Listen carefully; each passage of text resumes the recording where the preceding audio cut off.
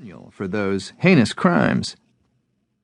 Whether he karmically deserved his fate or not, Daniel had made it painfully clear to Vicki that he was, above everything else, a man on the run. The only life he could offer her was one on the lam. If that wasn't exactly the fairy tale proposal most little girls grow up dreaming about, Vicki Bean had never been most little girls. Early on, she'd learned rock and roll was the only make-believe that was real, and so she'd grown up playing guitar, not princess. She'd heard everything Daniel told her and convinced herself she understood the sacrifices she had to make to be with him. There wasn't a sane woman in the world who would have even considered the prospect, but as far as she was concerned, that was just one more reason to look him in the eyes and tell him, "Yes." "You're sure?" Daniel was enough of a businessman not to question a yes until it became a no, but her answer was too important for him to settle for the one he wanted. "Absolutely, positively sure?"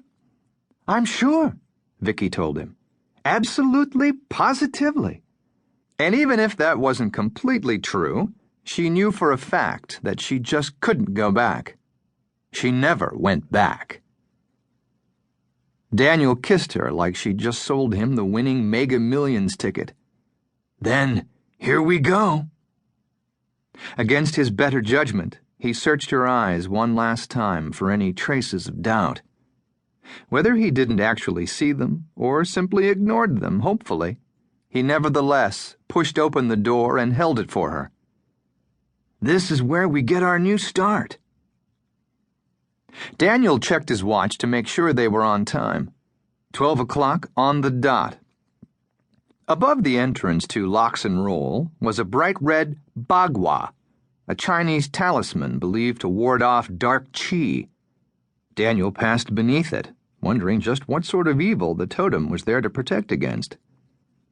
As he pulled the door open and held it for Vicki, it occurred to him for half a second that maybe he was the one it was guarding against.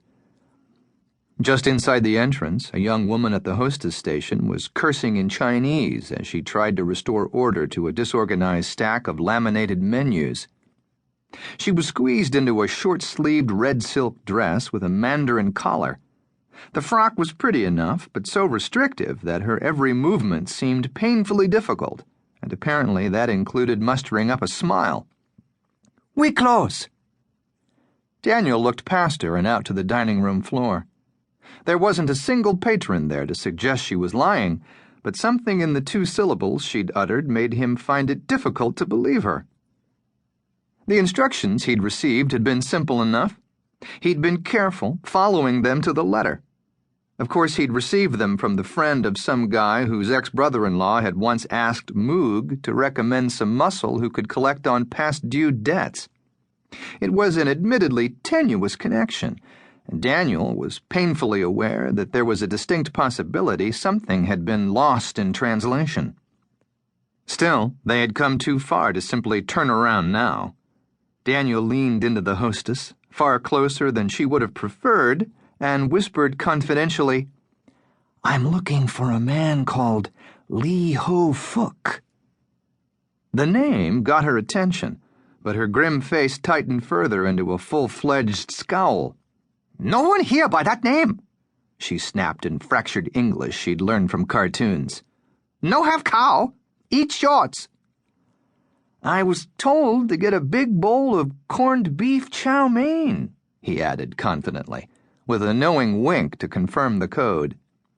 That only deepened her simmering resentment. "Very spicy dish. You no like." "I think I'd like very much." Daniel looked straight at her. "Very much." With a heavy sigh, the young woman went to the door, turned the lock, and then changed the hanging open sign to show its flip side to the outside world. "You don't have to go home, but you can't eat here." She returned to the stack of menus she'd been straightening, took two from the top, and turned to Daniel and Vicki. "Walk this way." The hostess led them through a maze of empty tables to a booth at the very back of the restaurant, where she put the menus down, one beside the other. "You sit here, Doc."